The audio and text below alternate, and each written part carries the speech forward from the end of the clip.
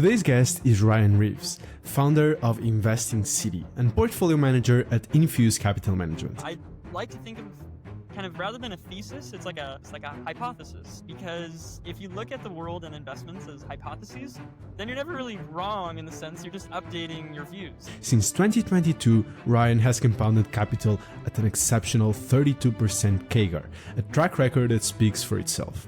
His approach blends deep business analysis, variant perception, and a relentless focus on aligned management teams, principles that form the backbone of his compounding playbook. And so I love it when companies, they're just growing the earnings and the multiple is like the same as when I bought it, but the stock is up, like has already gone up, 100, 200% or something. Those are like the examples that I just get so excited about because it's like, why do I need to sell just because it's gone up? It's actually no more expensive. In this conversation, we'll dig into how Ryan sees reality more clearly than the crowd, tilts the odds in his favor, and avoids the traps that cut most investors' returns short.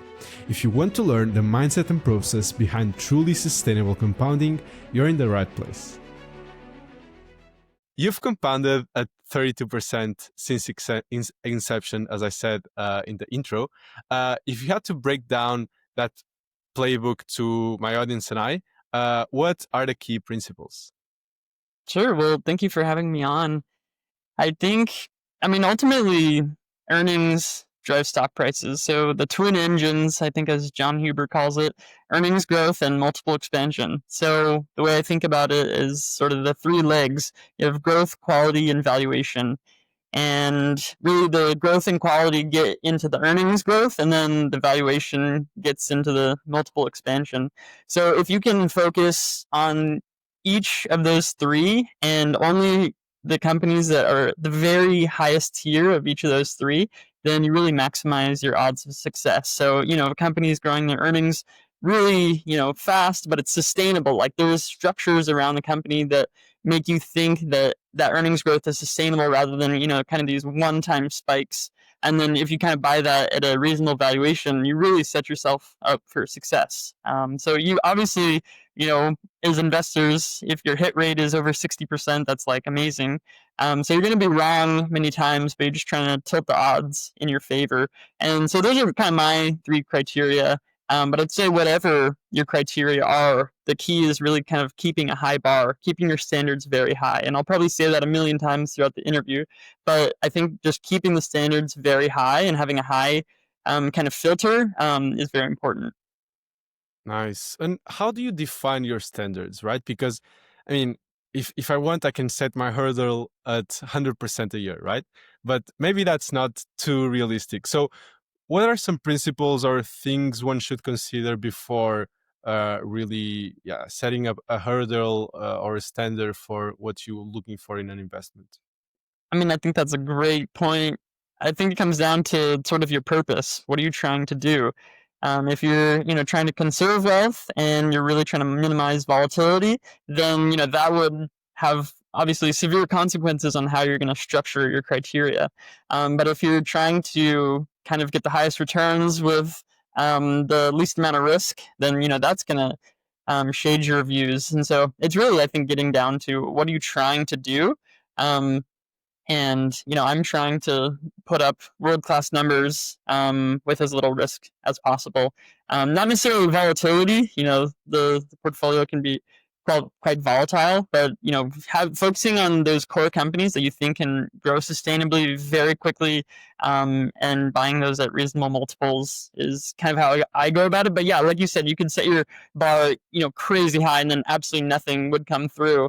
So I think it's setting it as high as reasonable that kind of aligns with your purposes. And so, if you had a 50% hurdle rate, you would probably just sit around a lot of the time, but very occasionally you would get something that, fits into your criteria. So it's kind of like, are you willing to be that patient? And, there's also, if you have an incredibly high bar, then you would have to sort of stick to that because you'd probably get FOMO a lot of the times because the market just keeps going up and you're just kind of sitting on your hands. And so it's kind of, I think also what's incredibly important is realizing how your own personality. Like if you're able to just sit in cash for 5 years, not make an investment, and then really selectively pounce, your returns would probably be insane. But a lot of the times, you would just kind of be sitting and researching and looking at new companies. And so, what's the first mistake most people make when trying to compound capital at those high rates that you're mentioning, right? So you're really looking for those outstanding opportunities, and what are some of the most common mistakes? I would say probably focusing on one of those three things, like growth kind of at all costs, or quality at Mm, all costs, or lowest multiple at all costs. So if you just focus on one of those, you're kind of missing the whole picture. If you just buy low PE stocks and there's absolutely no quality, then you're right. Because if a company only lasts 5 years, there's no way you should really pay more than 5 times earnings. Very broadly, if it's not growing that fast. So and then if you only focus on quality and you're paying 50 times earnings, 60 times earnings, then your returns might not be great long term. And then growth at all costs, I've made that mistake many times. It can just totally peter out. And like kind of combining all three, it really helps the odds. And then also I would say like not having a systematic process for keeping your standards high, because you also have to be really aware of your own biases. Like I'm very biased towards if I hear like a latest stock pitch, I'll get really excited about that because that's like the latest thing I heard. But without a systematic way to compare and contrast every single company you look at, then it's very easy to lower your standards. So you have to have like a systematic way to kind of keep those standards high. got it. And so, in practice, how do you design that system to compare? Like, what metrics are you looking at? For example, is it IRR? Because it's really hard to compare apples by apples, right? Because every opportunity is different. Maybe the time frame is different. The IRR might be higher, but the risk is higher. So, how do you play with that? Sure. So the way I kind of think about it is there's a minimum quality bar that has to be met. And I have like this 20 item checklist that I go through for every single company to kind of get a sense. It's not, scientific by any means, but just that's like the first thing I go through to make sure that the company at least seems pretty quality. Things like if there's customer concentration over 15% of revenue, then that would kind of dock the score. If there's a founder led company, I really like that. If there's recurring revenue more than 50%, that's pretty exciting to me. So I've kind of had this system that I can look across every single company and sort of standardize what my metrics of quality sort of look like. And that might be very different from somebody else's. But these are kind of the things that seem to work for me and that I kind of like looking for.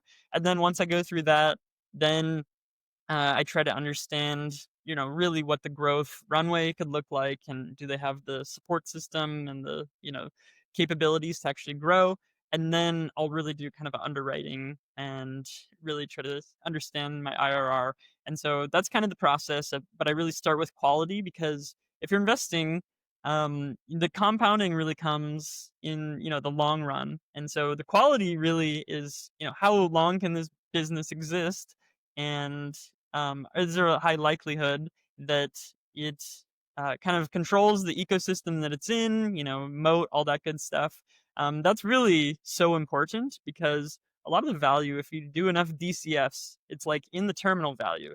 So if you're not really Mm, trying to understand the odds that this business is even going to be around, then it's hard to kind of do a full valuation on it.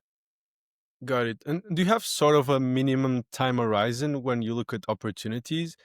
Do you want to be ideally invested for 3, 5 years? And how many years do you look ahead? Yeah, so I this isn't right or anything, but I personally look ahead 5 years. It just seems like a little bit of a middle ground. 3 years, it could probably work, but for whatever reason, I like 5 years. It sort of forces me to look out a little bit further, and then it's not like 10 years. I mean, even the last 3 years, we've seen so much change. You can think about AI as completely disrupting some businesses, and a lot of people didn't even know that was a thing, 5 years ago. So it's crazy how fast things can change. And so it's a little bit of a middle ground. I mean, there's an argument to be made that as things even accelerate and change even more, maybe you have to compress that slightly, but you also don't want to get too short-term focused. So yeah, that's kind of what I use. Okay, got it.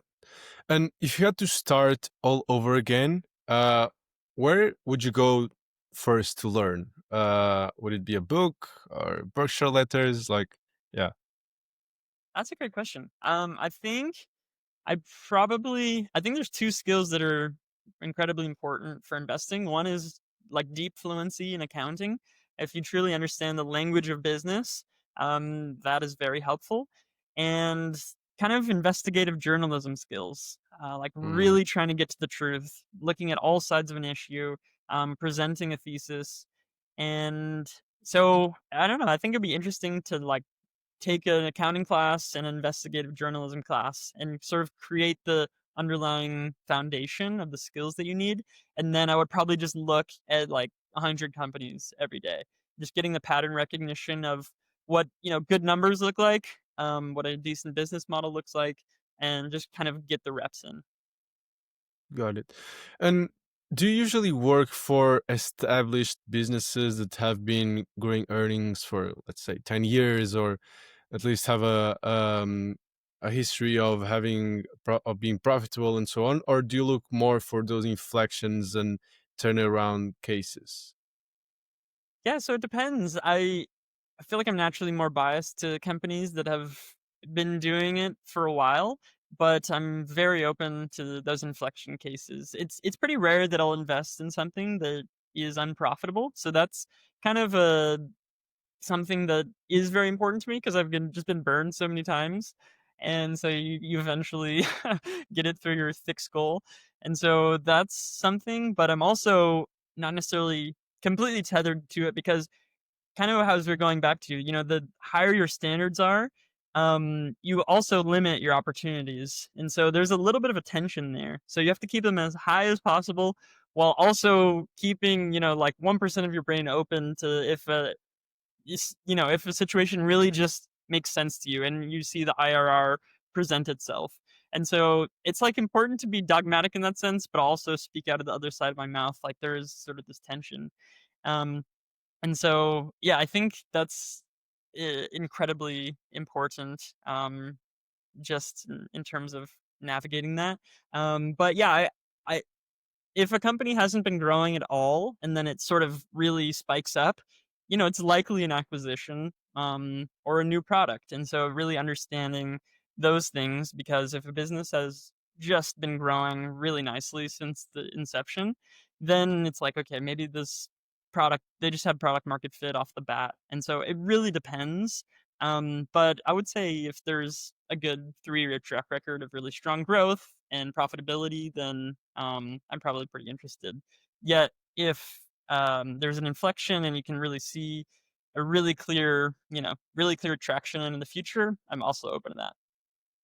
Got it. So I guess staying flexible is one of your key strengths. Yeah, but to be honest, on my personal portfolio, I also really hate labels because I have like large caps and mostly micro caps, but I also have in there like larger caps, multi-billion dollar companies, and some are profitable, some are going to be profitable, and some are profitable for a long time. So it's yeah, I think it's really about being opportunistic from my what I hear from you. So it makes a lot of sense and resonates a lot with my personal approach as well.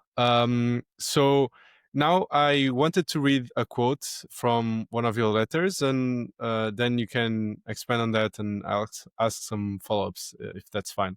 So you wrote, "The goal is to see reality for what it really is, and in doing so, improve your odds drastically."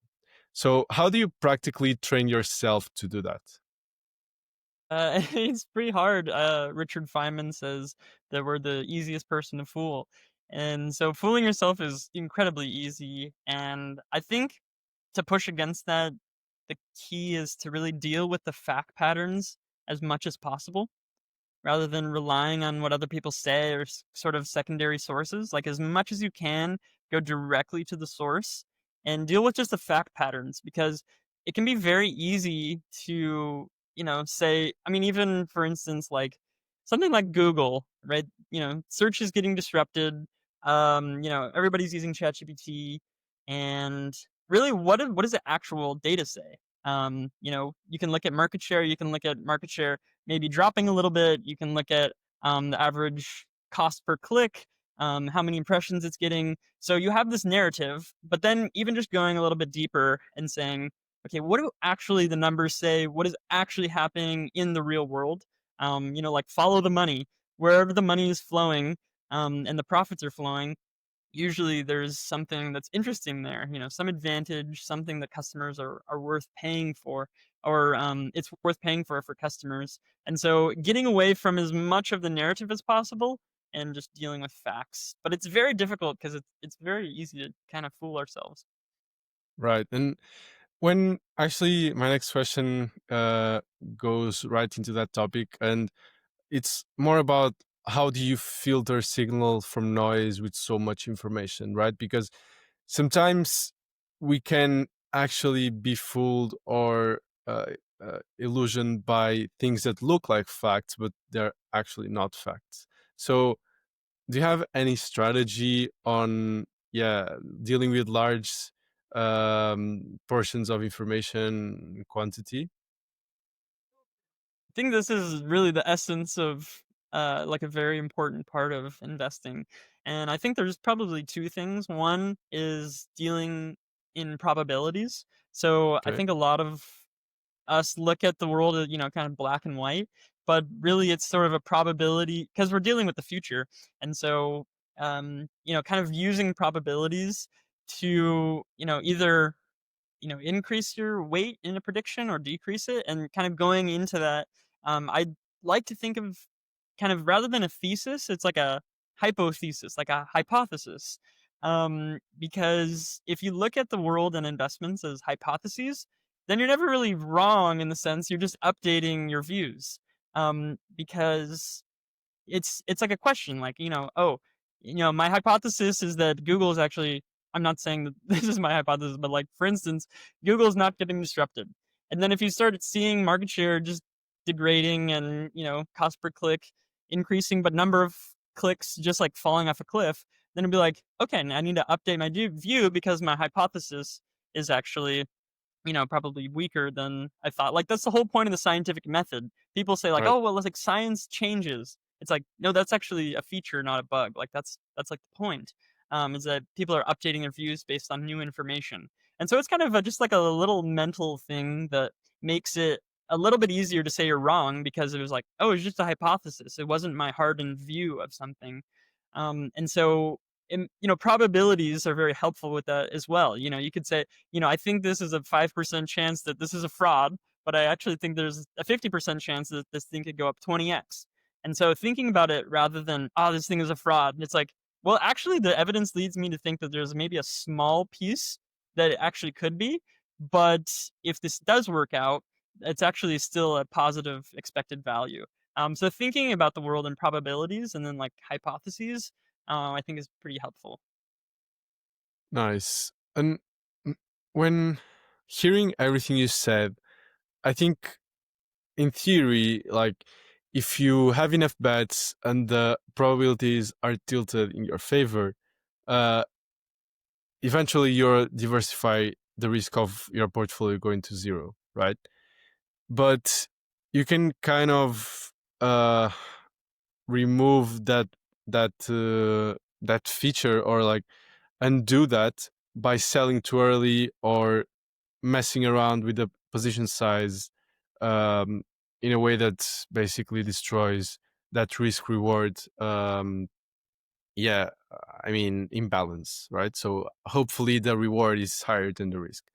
So how do you both deal with position sizing and selling strategy? I know this is a loaded question, but yeah, I know you can do it. So, I mean, I think going back to probabilities, position sizing is directly correlated to that. I mean, I kind of think of position sizing as really just risk reward. Mhm. So if you think there's very low probabilities that this is going to be a terrible return, the business is going to go bust, and high probability that things can just go really well, growth is on the right track, you don't really see any competition in the way. You could probably size that pretty big versus something that is the range of outcomes is much wider. Like, oh, maybe there's 50-50 chance this goes bankrupt or has, like goes up 100x. Like the range of what outcomes is so wide that you probably want to size that smaller because more things can happen versus if Mhm. there's a very narrow range of probabilities, then you could probably size that one up, especially if it has a decent reward. And but also I kind of have like personal rules because we're very fallible creatures and we could definitely be wrong. So I try to never start anything over 15% at cost. I will actually let things get pretty large, but I also chop it off around 30. I really don't like things growing more than 30%. So those are kind of rules that I use. But to size it at 15% would be very rare. I may do that like once every 2 years or something. So it has to be like a very rare opportunity. Usually I'll start something around 5% and maybe bump it up to 10%, if it's a really good opportunity. But in those very rare cases, I will go up to 15% at cost. And so I kind of put some guardrails around it. Those might be like, whoa, those are pretty big guardrails. That might not work for everybody. So it really just depends on your risk tolerance and kind of what your personality is. But those seem to work for me. Nice, got it. And why shouldn't we all just have an equally weighted portfolio? Because there are some studies, or I guess, yeah, insights going on the internet and so on, that maybe actually an equally weighted portfolio is better than, subjectively picking a weight for the position, right? So, yeah, give me your opinion on that. It probably is. It probably is pretty good practice because I think the key is the timing. Like, if you're very confident in the near-term inflection of earnings or something, you have a pretty differentiated view, then you probably should bet big. But if you can look at all your past trades and there's basically zero value add of increasing positions, then you should probably be a little bit more humble about that. So I think it's also helpful to look at all your, winning and losing trades and sort of see, are you early, are you late? Sort of your equity curve is pretty important. And so I'd say if your timing is really no value add, then it probably makes sense to equal weight it. So I think it's kind of dependent on every person and kind of what their equity curve looks like. So I don't really have a good argument. It's just if kind of like Buffett, if you have a really good opportunity and you should make it count, because if you have like a 1% position and you really are convicted on it, that's actually a wrong decision because you didn't make as much as you could have. And so like the whole Druckenmiller Soros thing where he said, I'm going to put like 100% of my portfolio in this trade, and Soros is like, that's tiny, you should put 200%. Like that's a whole different mindset of, you're like, you have to bet big when something is, very much in your the odds are in your favor, because it's actually an Right. incorrect decision to not do that. But obviously we're very wrong, and it probably can make sense to just equal weight everything and just let it ride and let the big companies, the winners become a bigger portion of your portfolio. But then you sort of deal with the problem of, how much do I cut it? And yeah, just I think every day it's really important to think about, like, I'm buying my portfolio fresh implicitly. Obviously, you have like the cost of taxes and like the friction of getting in and out. So those are real costs. But always looking at the risk reward like new with like fresh eyes every single day. Mm, okay. And could you give us sort of an example where seeing reality differently from the market gave you conviction and actually worked out? And maybe one case where the market was actually right. So we can get both the, Yeah. I guess, the good and the bad. Yeah, I mean, many such cases where I've been wrong, but to give like a practical, I guess to give some practical examples, I mean, Intelligo is probably one that has worked out. I mean, really there was this long string of things that were sort of sketchy from like an outside perspective. They got fined by their exchange because they didn't announce an acquisition in time. There was a board member that got caught for insider trading. They like delayed some earnings calls because the CFO was on vacation. Like there's all these like this slew of things, and there's this I don't know, proverb or whatever, like Hanlon's razor, where like never attribute to malice that which can be adequately explained by stupidity. I actually thought that kept coming to mind when dealing with Intelligo, like not stupidity, just like immaturity. Like they went public so early on, and all of the flaws were kind of out in the open. And I actually thought that it wasn't the reality. It seemed like to me was that it wasn't malice. They weren't trying to do these things to like pulling over on investors. It was just that it was immaturity and that they were leveling up their systems. And so that has seemed to be the case so far. They just their new CFO full time started on Monday. They're kind of leveling up the infrastructure that's required to run a public company. But everything I was seeing, the narrative was that these people are like fraudulent and they're just trying to fleece investors. And it seemed like the probabilities to me was that it was more immaturity rather than malice. And so that's one Hmm. example that has seemed to work out. But obviously, I could change my mind tomorrow. And one that I thought I was seeing clearly, but has clearly turned to be wrong. This is a big company now, but App 11. So there was a period where there was a announcement by Apple. So App11 is they're like a advertising platform for mobile gaming, but they're really getting into like e-commerce now. And there was an announcement by Apple that they were changing some of the rules around their software development kit. And so that's kind of how App11 works: is an app developer will install App11's software development kit, and then they can run ads right there, within their app ecosystem. And I thought that would kind of change some of the targeting dynamics, and I just turned out to be completely wrong, and the stock is up like 5x now. And so I think I viewed it a little bit too binary rather than the probabilities of things, because the if the rules didn't really change things, and I think my it was really just a shallow understanding of the rules, and I didn't talk to as many people that I should have. And so that's one example where I thought I was seeing clearly, but it's turned out to be pretty wrong. But in this particular case, did you sell or did you short it? I Because I sold. I okay, okay. basically sold at probably around 85, and I don't know, maybe it's up around 500 now. So even worse than Wow. 5x. There you go. Nice. I mean, those are the ones you really learn from, right? The ones that you either lost a lot of money or could have made a lot of money. Just today, one company that I sold a few quarters ago reported another great quarter, and obviously you got that regret from selling. Obviously, hindsight as well, but yeah. Um, Yeah, and I I mean mean, I think it's important to it's like your past self could have made a mistake, but also every day you wake up, there's like a new opportunity to kind of right the wrong. exactly. So yeah, it's important. I mean, that's been a mistake I've made time and time again is, I've missed it. But every day is a new opportunity to underwrite for the future.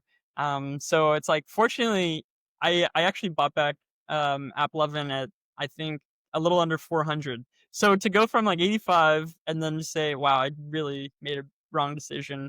And like that's okay. You can totally. Right. It's all that matters is the future. Your past self could have made a mistake. All that matters is the future. Re-underwrite, and just if you force yourself to do that rather than say, I missed it. Like if you find yourself saying I missed it 3 times, you have to like underwrite it. It just does like a good practice for yourself, and it might be too expensive, and it just the numbers don't work, and that's totally fine. But just forcing yourself to do it, I'd say, is pretty important. Yeah, definitely. I mean, I've also done that in the past. I think it's not that hard as some people make it seem if you make it a habit early on. And I think you and me also have the benefit of being young investors, so maybe we have some more mental flexibility as well. But yeah, time will tell if that will also work out with larger sums, I guess, for me in particular. Um, Nice. So I have another quote. So you wrote, if you can find a company that is hard to replicate with an aligned manager, a strong financial picture, at a low multiple of cash flow, this is a great start to stacking the deck in your favor. Can you unpack that for me? Sure. So I think it kind of goes back to the very first thing I was talking about with those twin engines of, earnings Hmm. growth and multiple expansion. Those are really the two things that drive stock prices. So if you have strong earnings growth, low multiple, those are kind of the quantitative piece of that picture, the from the quote, and then the qualitative is really the quality of the business. How hard is it to replicate, and kind of the quality of the management team. And so that's sort of how I think about the qualitative and quantitative. You have the financial picture of it, you have the, starting valuation, and then the qualitative piece. And so I really try to look for companies that it's harder than it seems like to replicate this business. If you kind of can get to the core of that, it's very helpful. But that takes a lot of work, and aligned management teams are huge. So there's really like 8 core positions in the portfolio, and I think 7 of them are founder-led companies. So that's like something I'm very biased towards. So that might be right or wrong, but I really like companies where the CEO has serious skin in the game. Got it. And I was about to ask you, what are some signs of management alignment and what are some red flags? Because the data, purely the data, seems to suggest that insider ownership isn't necessarily positively correlated with performance. So, is it more of maybe the data is wrong, like maybe the sample was not the best, but in any case, is it more of a psychological thing for you, or yeah, maybe you could just also explain a bit better. Yeah, I mean, maybe it is psychological. I just like the idea that, especially from a founder's perspective, like if this is their life's work, it just seems like super common sense that they're going to be thinking Hmm. about it and just like so in on it versus somebody that's just getting a paycheck. So it's like the data could say whatever it wants, but like it just seems like such common sense that somebody who started something is going to care about it so much and try to give everything for it to work. And maybe that actually lends itself to excessive risk taking, and a higher percentage of those companies go bankrupt because the CEO bets it all.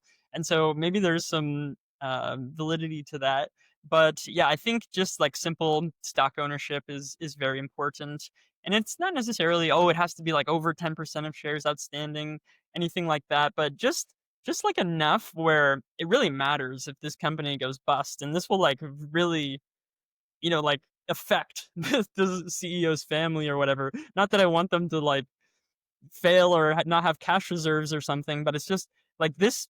There is serious skin in the game, and that is just so important to me. And I think that kind of goes along with like thoughtful incentive plans. If the CEO is just issuing themselves stock, at will, and they're not really, buying stock in the open market, things like that. So it's not necessarily black and white. There's a lot of nuance to this because it's like how the CEO goes about this as well. Hmm. Are any other board members buying stock? Like little things like that. Um, because I really don't like it when the CEO is just the biggest cheerleader for the company, and then you check the proxy, it's like they don't even own their salary in stock, and it's like, Right. okay, what? There's like some cognitive dissonance going on. You're pumping the stock, but you don't really. Your actions tell you don't believe in it. And obviously, some CEOs maybe they just got installed, and they don't really have the cash to pony up yet, or maybe they're just very low risk tolerance. So there's always nuance here, but I mean, I just love it when a CEO is just convicted and is just like buying their stock in the open market, and they own a lot already, and they're bullish, and it's like it's hard not to love that. I think I'm just biased towards that. Yeah, yeah, for sure.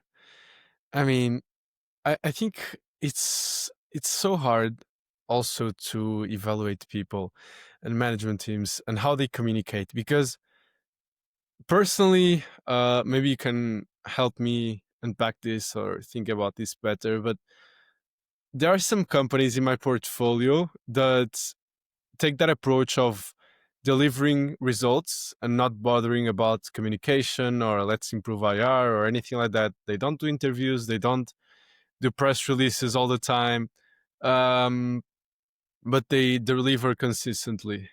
Then there are those companies that I see that they don't communicate to the market, but they also aren't delivering anything special. So I think you have the whole spectrum. So companies that are doing well and pumping like crazy, companies that are doing bad, and if you just watch the interview or just watch the earnings call, it seems like they are going to the moon. So how do you how do you think of I know it's case specific, but how do you assess management communication or like how they approach investor relations? Because I think that can tell a lot about how they think about the business and whether they are more concerned with like getting the share price higher or actually doing a better job and getting more market share and improving margins and so on. That's a great question.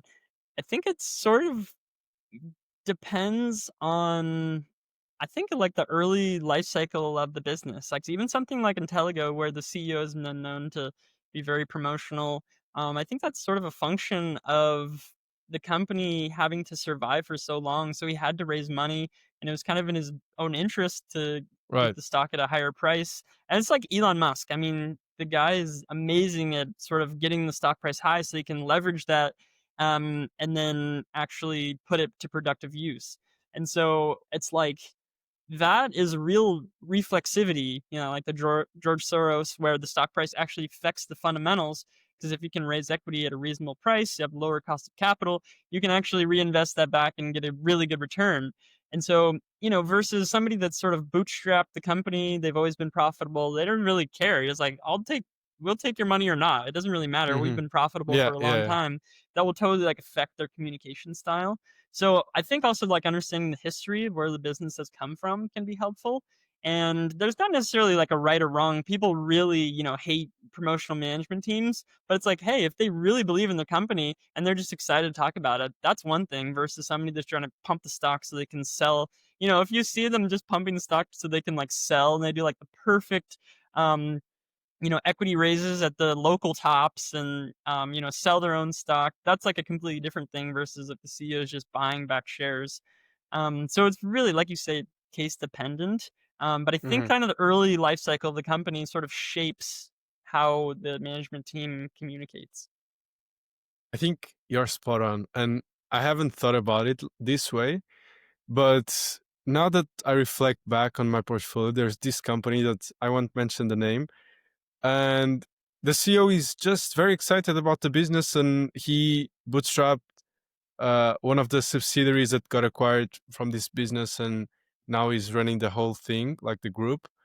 And so yeah, people see him as promotional because he's actually excited about the business and maybe doing too many press releases as well. So he has never been a public company CEO. I think that that also takes a role on everything. And then the other companies that seem to be more quiet, more okay, let's just like do our own thing. We don't like to talk with investors or anything.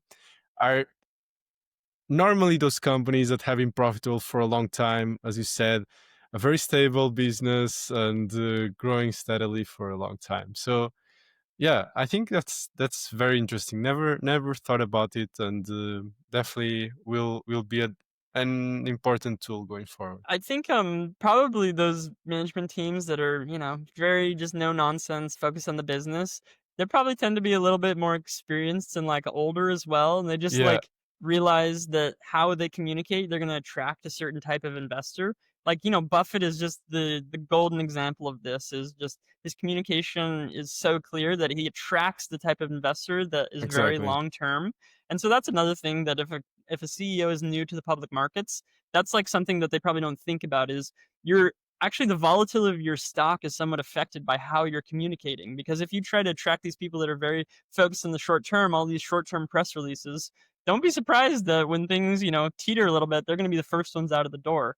And so that's something that CEOs really need to think about as well. Yeah, it seems like you know this company so well because you're just describing everything that happened in the last few weeks or so. But yeah, going forward before I get yeah roasted on the comments or something. Um, I have a question on scarcity of value and moats. So I think this is such a over discussed topic. Like everyone knows you should buy a company with a moat, and yeah, it's really a beautiful concept in theory. But how do you objectively assess moats, if that's even possible? And what's is there any hierarchy in the modes that can exist? Like, is there any mode that is better than the other? So how do you think about all this? That's such a great question. I kind of think about it in like a 2 by 2 matrix of like difficulty to replicate on one axis, and then like tailwinds on another. I know that's has nothing to do with the moat, but I think it's important because if you have an extremely difficult to replicate business, something like a S&P Global or like Moody's, but you don't have like just huge tailwinds where the market is growing and there's like huge investment runway, then that's like a different type of investment than something that the moat is pretty strong, but there's also just like huge tailwinds. Because that's sort of like doing destination analysis. I think Josh Tarasoff talks about this of like really thinking about where the company could be in the future and the odds that the company will kind of track towards that destination. And like Cliff Sosin kind of talks about really stock prices, like long-term stock prices being a function of kind of your moat and your market size. Um, and so I think actually like market size is important in the conversation because you could have like this insane moat, something like waste management, but you might really not be growing that much. So that's like it always kind of gets back to your purposes. Like, what is your purpose? To like compound at world class rates or kind of conserve money? And, maybe 12% IRR would be like just super exciting for you. So it really depends on your purpose and what you're trying to do and how that actually will affect what types of moats you may be attracted to. And so I think about it a little bit like that, where I'm not necessarily looking for the moat that is most established. I'm looking for the moat that is most difficult to replicate with the most tailwinds behind it. Mm, Um, okay. and so, like, I spent a lot of time on how difficult it would be to replicate from like a time perspective, a money perspective, like how feasible it would be for a competitor to do exactly what they're doing.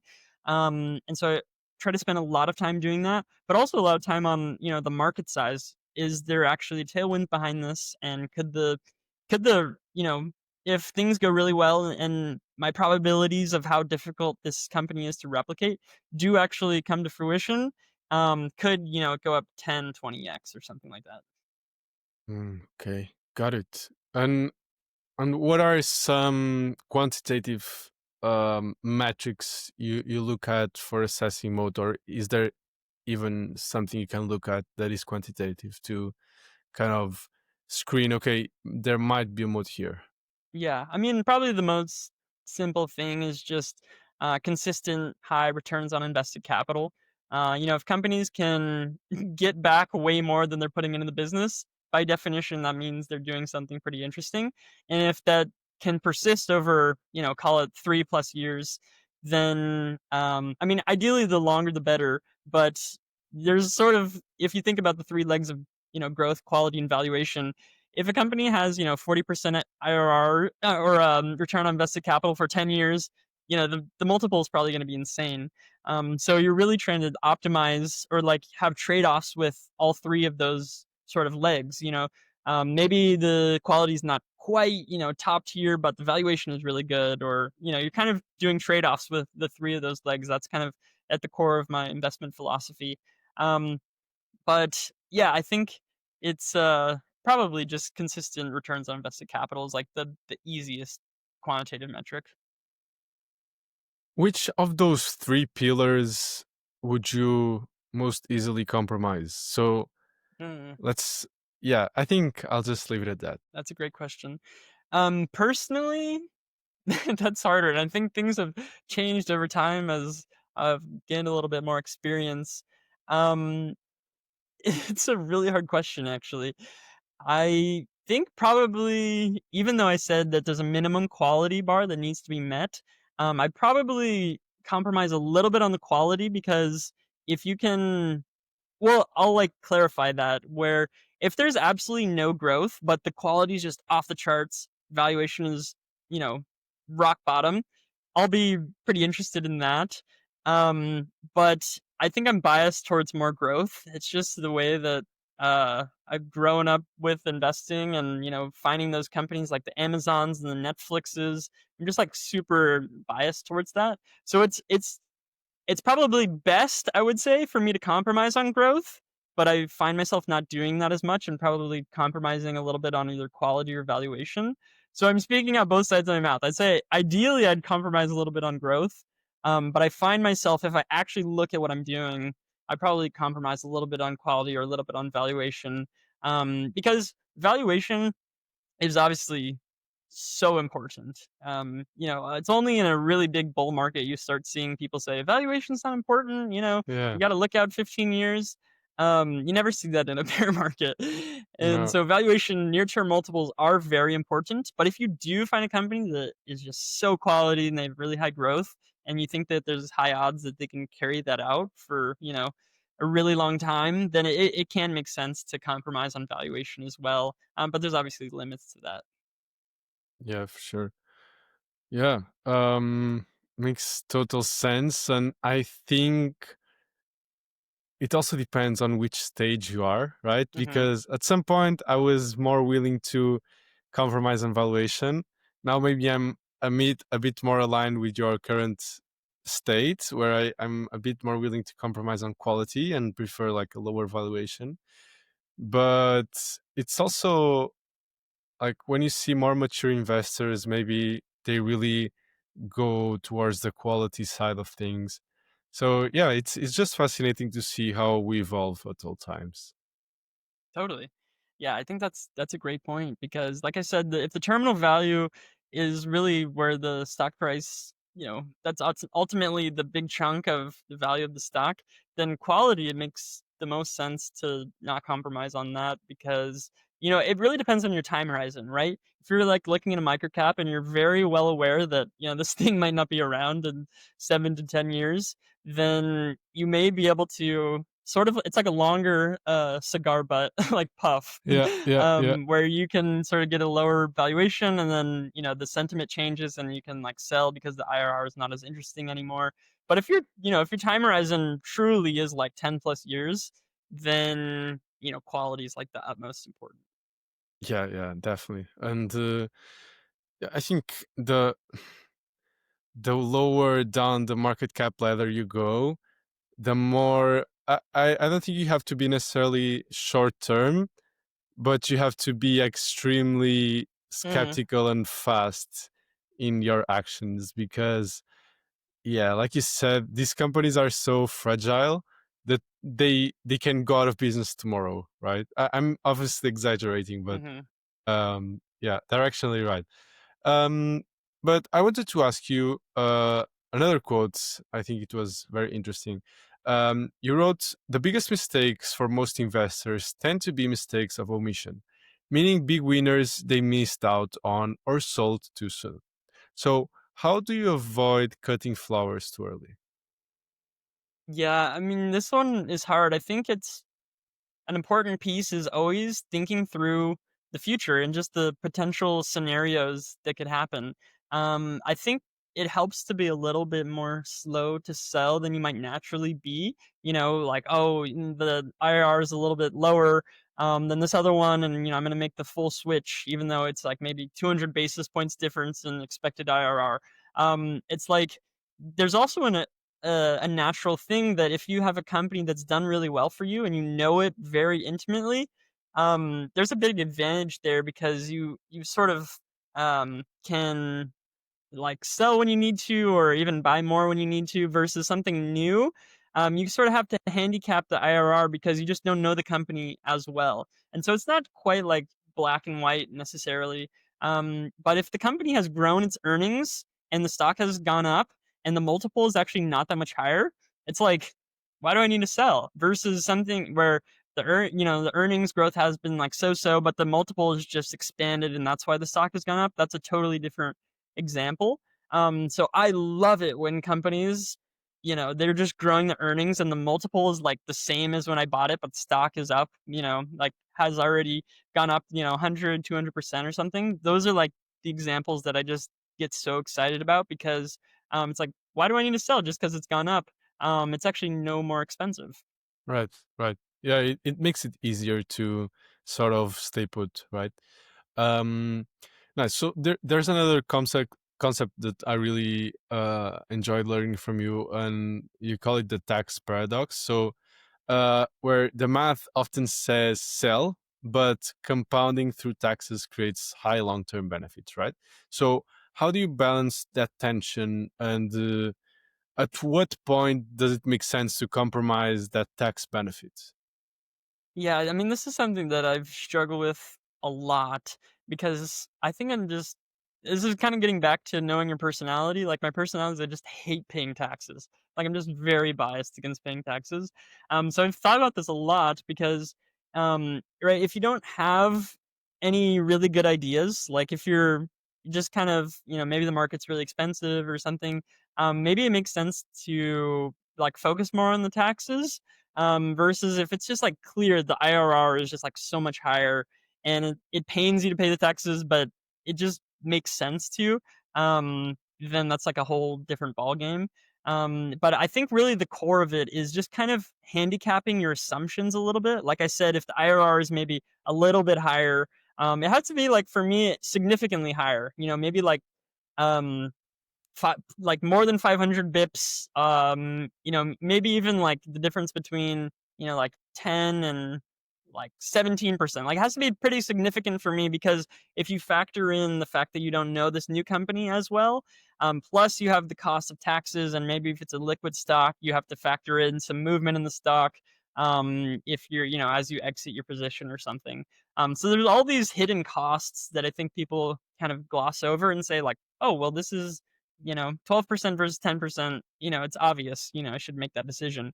But there's really this tax shield as well. So you have to kind of integrate, if you have a five bagger on your hands, you have to also take into account the gains on that and what the new IRR is required for. So, like kind of penciling out the math can be sort of difficult, but it's important to kind of intellectually shock you into either being slow to sell or actually okay, the discrepancy is enough where I need to just bite the bullet and sell. Yeah, it's also, I think, the incentives are not the best because when you share your performance, you're not going to, to share like the after tax performance, right? So, I mean, I think that if there was a standard way of sharing performance, let's say, I don't know, like a standardized system, and taxes were included, and you had to share net performance, maybe Yeah. people would also kind of take that into consideration a bit more. Yeah, I mean, Um, that's a great point with the incentives. Like, if you're a fund manager and you don't own any money in your fund, it's very easy to have your LPs pay taxes and yourself not pay taxes. But if you eat your own cooking, it's like, well, I don't want to pay all these taxes at the end exactly. of the year. So, yeah, the incentives. It all gets back to the incentives. But I'm naturally biased. Like, I just hate the idea of even just my LPs paying taxes, and so I think that's actually like hurt me a little bit where, I've been maybe even too slow to sell something. And, it's kind of round tripped a little bit and come back down. But I think I'm growing a little bit and trying to trim as valuations, increase. Yeah, for sure. And do you have any hard rules when it comes to selling?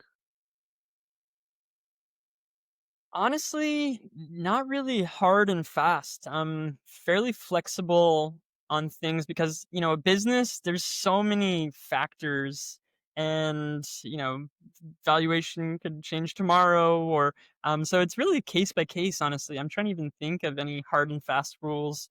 If the CEO said something that just I completely disagree with, morally or something, maybe I would sell tomorrow. But other than that, it's honestly very hard for me to even think of something.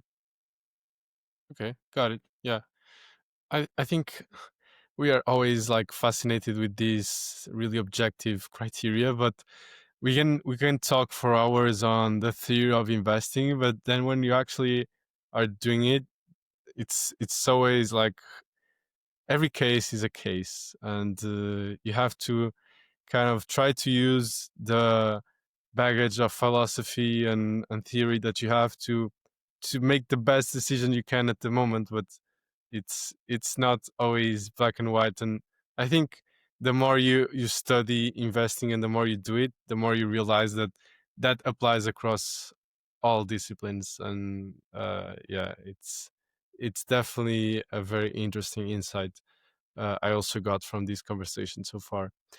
um so now I would like to go back to Intelligo, if you are up for it, and I would love I would love if you could maybe give a bit of a case study on what was the thesis, how has it played out so far, and so on. Maybe, yeah, whatever you feel it's relevant.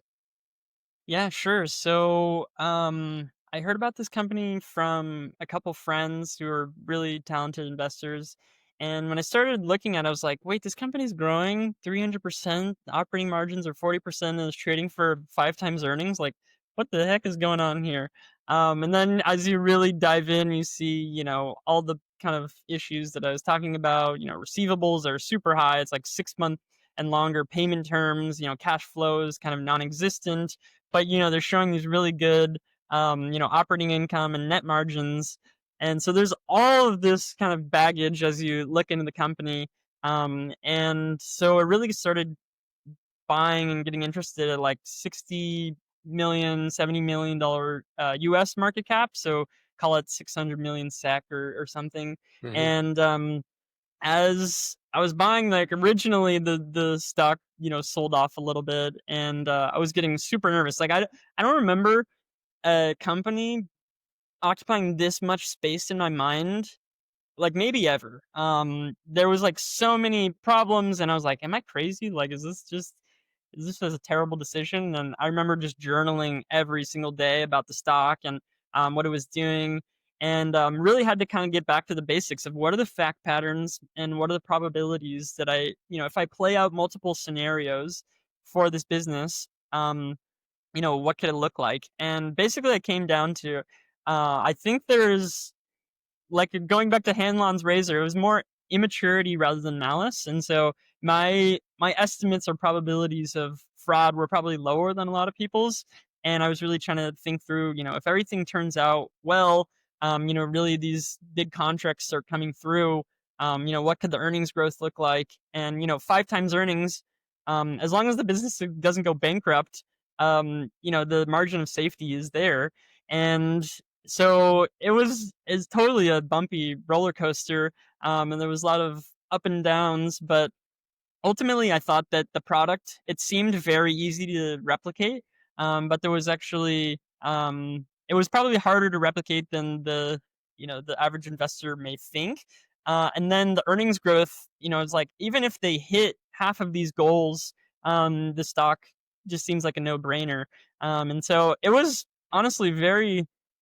a really good experience because it really forced me to have my own opinions, and I can't rely on anybody else's research because there was so many vocal bears coming at you. Like, I had many conversations with people that just said, like, "You're so stupid for buying this," and like, to be able to sit through that is not easy. And it really gets back to what is the original work that you're doing and how confident are you in your probabilities. And Hmm. so, yeah, I'm super grateful, and I think Clay's and the team has done an amazing job executing. And what's crazy is that it's still not crazy expensive. Maybe like 15 times this year's earnings or something like that, and it's growing still, over 200%. So we'll see. I mean, I don't want to say have like this victory lap because the market Hmm. is a humbling place, and as soon as Yeah, you start getting prideful, the market will humble you. That's like yeah, law number one of the market. And yeah, so, yeah, for sure. it very well could have gone the other way. And that's why, like, probabilities, like, oh, the 10% chance I thought that it could have gone bust. Very well, there's a reality where that could have happened, and Mm. I would be sitting here with a much lower IRR. So you got to stay humble. But honestly, all that matters is the future, and at least the facts that I'm seeing right now, it still seems like there's a bright future for the company. Got it. And so, can you break down for me and my audience, what's the actual business model? So, what are they doing, Yeah, and I didn't even talk why about did it seem interesting? that. Sure. So, I guess I imagine your audience is pretty sophisticated. So, I guess I just skipped relevant that over the very relevant details. But so, okay, Intelligo is a Swedish company that makes UV dosimeters. So it's basically these paper cards that change color based on exposure to UV light. And so this started getting really popular after COVID because every hospital was looking for different ways of disinfection. And UVC, the shortest wavelength of UV light, is shown to stop the replication of bacteria. And so you can imagine like an operating room, a huge UV light on the ceiling, and the environmental services team, basically like the hospital janitors, go in there, turn on get the light turned on, and have put all these dosimeters down to make sure that yes, this surface has been disinfected. Because if UV light, there's a shadow on some area, maybe they left some tools out and there's like a shadow on some area, or the light's not left on for long enough, that spot will actually not get disinfected. They still do manual cleaning, but it's just like an extra layer of safety. And the UV lights are so powerful that nobody's supposed to be even in the room. They're actually, I made a mistake by saying they go in there. They actually turn on the light from outside the room because the things are so powerful. So you need these dosimeters to show that it's working. But there's also some optionality because they use UV lights in the curing process and like manufacturing of adhesives and stuff. And so you want to make sure that each batch is done, because the lights degrade over time. So you don't want to like do all this product and the light is degraded and you have no idea what's going on. So it's really Okay. just a very low cost. These cards are like $1 to $2, and it's a very low cost way to validate that the UV lights are working. And Uh-huh. so there's this optionality in like, growing plants and all of these different UV use cases. So I thought the optionality was interesting. The CEO at the time had like 10% of shares outstanding. He was still buying shares, hadn't sold a share. Returns on invested capital were like 40%, 40% operating margins, 90%, 95% gross margins. So like clearly the profitability was going to be there, but this was such a small company at the time, and they sold through like these hospital distributors. They were basically kind of screwing them on payment terms, and they just wanted to get in the door because they're like, our product is really high quality. We just want to get in the door. And so the cash flow was always lumpy. They kind of had to raise some money at various times.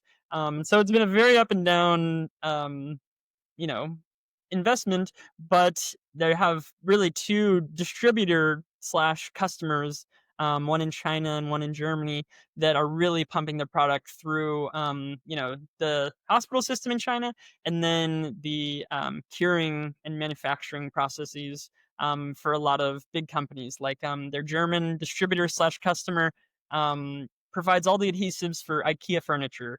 So it's like these are very huge companies that do billions of dollars of revenue in their own right, and they're kind of hitching their wagon to Intelligo's product because they have the highest quality and really lowest costs. Because it's like, okay, are you going to compromise 50 cents on this product, and it doesn't work as well? It's like the cost savings are so negligible that quality is really the key driver of a customer decision.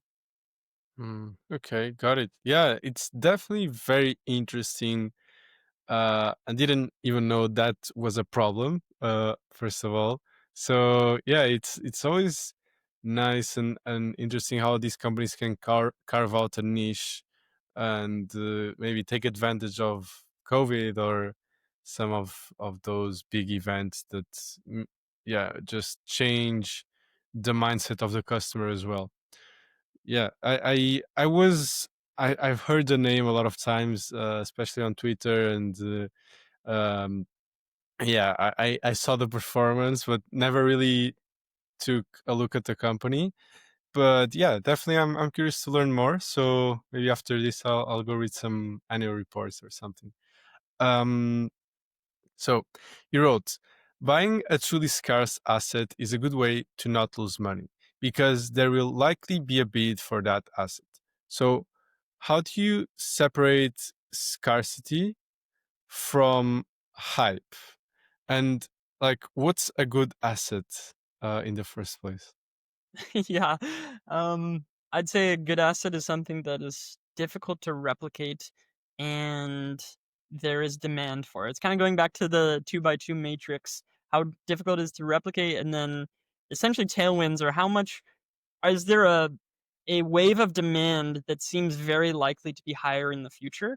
But actually getting to a truly scarce asset, I mean, something like the cable car system company in Switzerland. Like you're not going to build multiple cable cars in these mountain, like it's just sometimes there's companies that there's only going to be one of those things cuz it's very expensive to build and like just it doesn't make sense to have multiple operators. Or something like going back to waste management, it's very hard to get a landfill approved because there's just not that much land out there anymore in areas that are densely populated. So some things, it's like a truly scarce asset is there's going to be demand for in the future, and it's like almost impossible to replicate. So if you think about those types of assets, those will almost always have a bid because they're gonna make more money in the future. They could probably increase their prices based on inflation or, you just know they're not really going away, and they're just gonna be bringing in cash because nobody can bring down the prices unless there's, like, regulation or something. And so that's, like, asset 101 is it if there's no competition that can eat into your margins and you can increase prices, you're gonna make more money.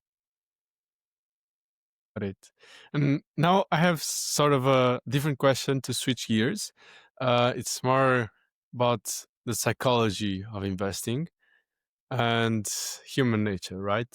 So, how do you avoid becoming overconfident after strong performance? Because personally, when I have a big winner, I get like, wow, I'm so good at this game, and then as you said, the first rule of markets is that it will always humble you at the right time. And so, short after, I get some, yeah, a big loser, right? So, yeah, how do you think about this? I mean, this is so important, because I think it's also a lack of respect for the probabilities. Because if things go really well and you had that binary sense of something, then when it turns out you're like, oh, I'm just so smart and I'm great. Versus if it's like, I think there's a 60% probability this outcome will happen, and then it happens, it's like, oh, okay, well, I can be 60% happy because Yeah, it worked out. Or like I think it's a lack of respect for probabilities. And then also I think just over time you realize like my 2022 was terrible. I got a little bit overconfident, sort of compromised too much in valuation, and I truly got humbled. And I'm super glad that that happened at the beginning of the lifetime of my fund because that's sort of carried through. And I'm just praying that it never changes because I think just being humble is like it's the thing in investing because the future is unknowable, and as soon as you think that your view is better than everyone else's and you never have to change your mind, it's a very dangerous place to be in because you may double down on an opportunity that actually is unraveling, and that will really be the detriment. Those are how funds blow up because right. if you want to survive, if you want to have really good performance over a long time, you have to survive first. And so always being paranoid, like some of the best venture capital firms talk about just being paranoid to like an unhealthy degree. And always seeing like, what am I wrong? Where am I wrong? How could this investment completely, you know, just unravel. And so I think it's just nature of doing it for a while that you get humbled time and time again, and you just have those visceral experiences, and it's like okay that. And I think journaling helps a lot too because we so easily delude ourselves. I have some journals where it's just like I got caps lock on and so I'm like freaking out. And then I look back on that time, I'm like, oh, I actually feel like I kept my calm. And then I go back to my journal. I'm like, no, I did not keep my calm. I was freaking out. It's helpful to have it in writing. That's also humbling as well. And one thing I do that has helped with humbling myself is keep track of every decision. So even if I pass on a company, I keep track of what price it was at and what the price is now. And when you look at your true hit rate on everything you look at, like you can't give yourself a cop out. You have to make a decision. This is a pass. Why am I passing? Why am I selling? Every decision has to be tracked because if you truly look at the data, it's like that's humbling enough. Yeah, And so I try to make a real habit out of that. got it. Yeah, it totally makes sense. And for some reason, when I journal, I either don't look back at the what I wrote, or I journal sometimes and then I stop because it makes total sense, but you kind of have to make it a habit, right? So, what's the trick to kind of making it fun enough or like smooth enough that it's fine to do it and not making the research process too heavy?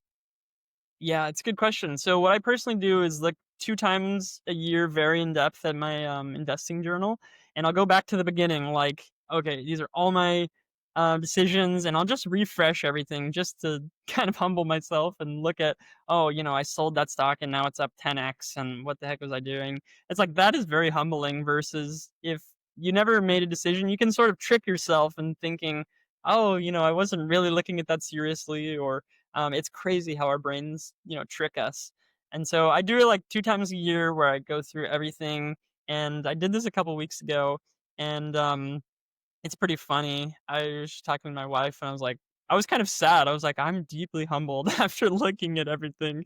But that's so important because, like, that sad feeling is what spurs you on to, get better, and, it's truly humbling, um, so that you can actually try to see reality as clearly as possible and not thinking that, you're all bad or whatever. Yeah, for sure. And additionally, what's the biggest psychological trap that you had to unlearn as an investor? Oof. I think for me, I mean, we talked about some of my biases already, like towards growth, towards taxes, but I think another one is anchoring. I mean, you talked about a little bit of being able to re-underwrite every investment for the future. But it's been very difficult historically for me to like buy on the way up. I've almost had to take trailing valuation multiples like out of the equation entirely. I find myself anchoring to, either stock price or a 52-week low or whatever. It's up 150% off the low. I can't look at it now. It's like that has no bearing on the reality of the future of the business performance. Like that's completely unrelated.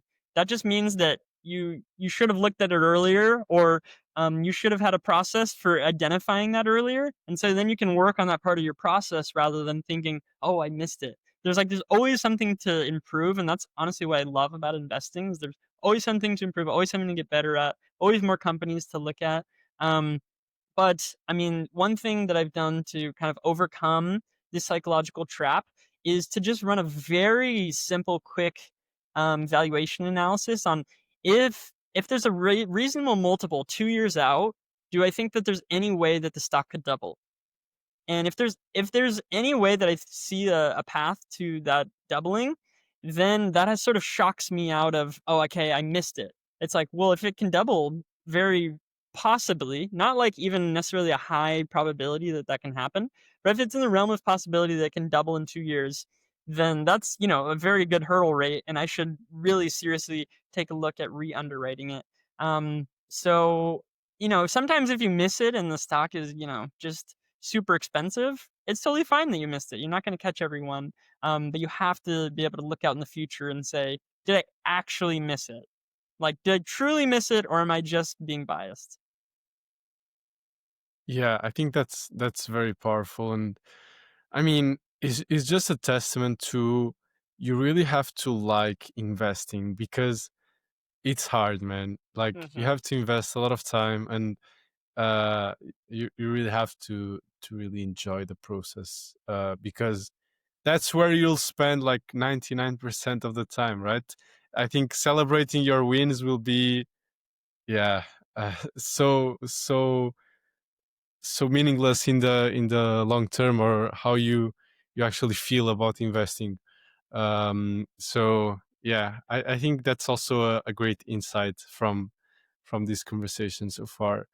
And just to wrap up, I have a couple of questions. And if you had to give investors three rules to live by from your playbook, what would they be? Hmm. I think kind of going back to the beginning is find the standards that kind of work for your style and your personality. Like do a lot of introspection. Maybe, if you're that guy that is always clipping coupons and trying to find the latest deal on something, it's like you might be you might be more of a value investor. Like if your personality is that and you're buying these high flyer stocks, like that probably doesn't mesh well versus Hmm. if you're in your daily life, just think about what purchases you make. Are you fine, purchasing a nice jacket that may last 5 years versus finding the cheapest thing? That actually might have a bearing. Like, don't just, kind of poo-poo that and say, oh, that doesn't make sense. Like, you kind of have to think about what works for your personality. So I say that's number one. And then number two, whatever criteria and standards fit your personality and your purpose, just keep those high. Keep the bar as high as reasonable that fits with your purpose. Because there's going to be so many opportunities. There's so many stock pitches on Substack and Twitter and all of these things that you're going to just get, run around and whatever is like most exciting thing that somebody tweets about, and then you make a decision on it. You need a way to systematically keep your standards high. And then number three is probably just enjoy it because it's like an insane privilege to play this game. In any capacity, it's like people have real problems in this life. It's like if your stock is going down, like that's not a real problem. Like Yeah, that, people have yeah. like are suffering and have real problems out there. It's like, oh, my stock is down 10% on bad earnings. It's like, get some perspective. Yeah, yeah, for sure. Yeah, I love that. Love that. I think that's very refreshing. And so last question is, what excites you most about the next decade of investing, and maybe also in general, where do you see yourself in 10 years time? Yeah, I mean, it's a fascinating time because there's so many changes technologically. I mean, you think about AI and people are like, all the jobs are going away. It's like we're at a real shift in potentially the economy. Like this technology is very real, and I know people have different opinions whether we're in a bubble right now or whatever it may be. It's like there's real progress being made, and it's actually affecting, tech companies laying off people. I mean, Oracle laid off thousands of people yesterday. Like you can go down the list. So there's like a very real underlying change going on. So I'm just excited to see, um, like truly how much less time we might have to focus on the grunt work of things and be able to focus on what we enjoy most in the investing process, like really thinking through companies, really coming up with novel ways to analyze them, really trying to understand the nature of the economics rather than the accounting. These things, the machines will be amazing. They're already way better than we are at looking at the past. Yeah, But being able to use some, ingenuity, creativity, thinking about the future, and then using the machines to augment, our ability to look at the past, I think will be pretty interesting. And I think the way we invest will be very different in 10 years. And so I'm just kind of excited to see what that looks like. And maybe I just speak to something, it'll give me a full model, and I can save hours of time and spend more time with my family or more time, looking at companies. yeah. So I don't know what it looks like, and honestly, it's a little bit scary, but it's also exciting at the same time. Nice. Yeah, I think that's a great way to end this wonderful conversation. And yeah, just wanted to thank you so much for dedicating your time to my audience and I. And yeah, just very grateful, and I learned a ton. So yeah, thank you so much. Well, thanks for having me on. You're an excellent interviewer, and I appreciate your curiosity.